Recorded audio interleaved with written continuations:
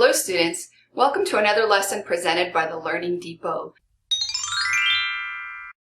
In today's lesson, we will learn about conditionals. We will learn about the 4 types of conditional sentences. Conditional sentences have 2 parts, or 2 clauses: the conditional clause and the results clause. The conditional clause is a subordinate adverbial clause usually known as the if clause. The if clause expresses condition. The result clause is the main clause describing what will happen if the condition is met. There are 4 main conditional sentences as well as mixed conditional sentences. But in today's lesson, we will learn about the main 4 conditionals: the zero conditional, the first conditional, the second conditional, and the third conditional. We will learn about mixed conditionals in another lesson. Let's begin. Let's begin with the zero conditional. The zero conditional expresses a condition that is true in general. When you use the zero conditional, the result always happens because the results are factual, absolute, and certain. The verb tense has nothing to do with the past, the present, or the future. It doesn't even describe a specific time. It is simply stating a condition that is true and that the result of the if-when clause will always be true. This is often called the real conditional. To form the zero conditional, you will use the simple present verb construction in both clauses. Let's look at some examples. If it rains, the grass gets wet. That statement is a statement of fact. It's true, it's absolute, and it's certain. When rain touches the grass gets wet. Let's look at another example of the zero conditional. If I press that button, the doorbell rings. That is an absolute and certain fact. That button is my doorbell, and if I press that button, the doorbell rings. Notice that in both sentences, the simple present tense is used both in the if clause and the results clause. Let's go on to the first conditional. The first conditional describes a real or possible future event. The first conditional is sometimes referred as the future real conditional. It is used to discuss plans, superstitions, promises, threats, warnings, or advice. The first conditional is formed by using the simple present in the if clause and the simple future in the results clause. Note that modal verbs like should, would, can, could, may, and might can also be used in the results clause, since these modal verbs indicate future. Let's look at some examples. If they have the party, we will be there. Notice that we are projecting into the future that we will be at the party if they indeed have the party.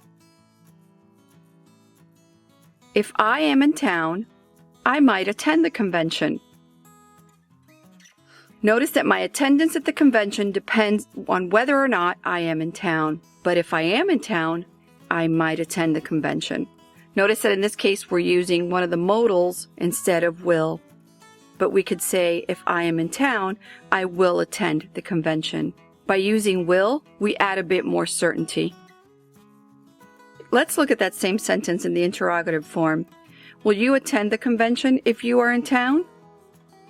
Notice that this is still a conditional sentence. The if clause is at the end because the main clause starts the sentence, will you attend the convention?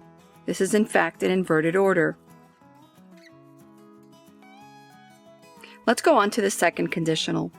The second conditional is used for hypothetical situations, such as to express dreams or unreal situations.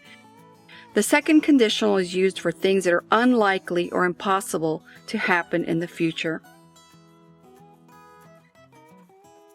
We structure the second conditional by using the simple past in the conditional if clause, and for the results clause, we use the modal verb would plus the verb in the base or infinitive form.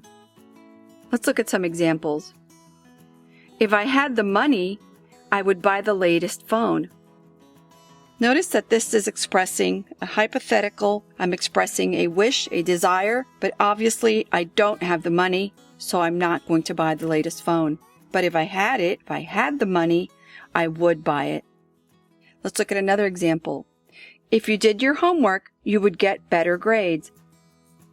Remember that in the second conditional, we are using hypotheticals to express unlikely or impossible situations in the future. It's obvious that you don't do your homework, and that's why your grades are not good. But if you did your homework, you would get better grades.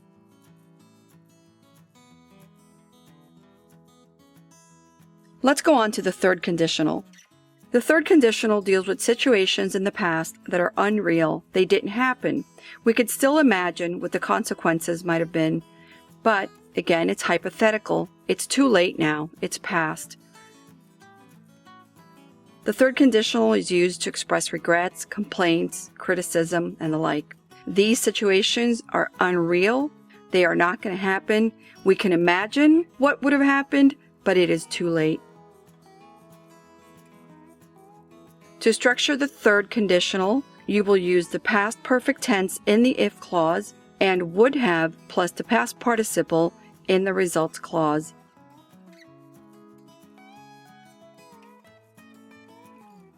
If Tim had come home early, he would have seen the burglar.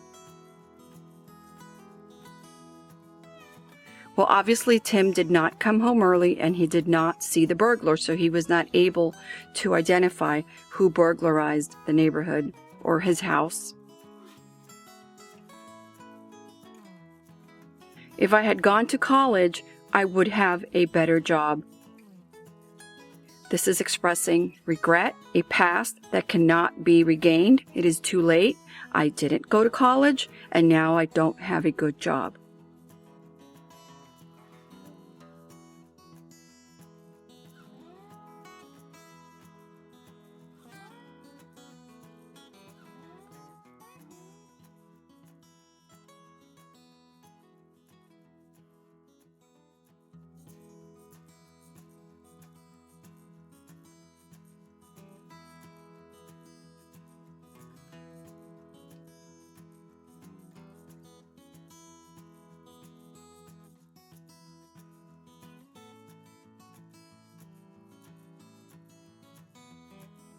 To summarize, conditional sentences contain two parts: the subordinate adverbial clause, known as the if clause, expressing the condition, and the main clause, expressing the conclusion of the if clause.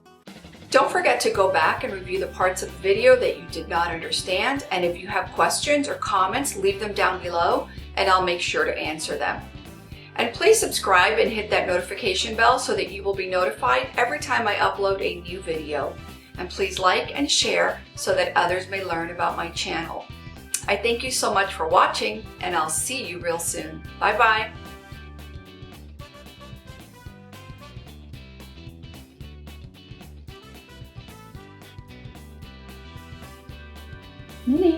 Minnie.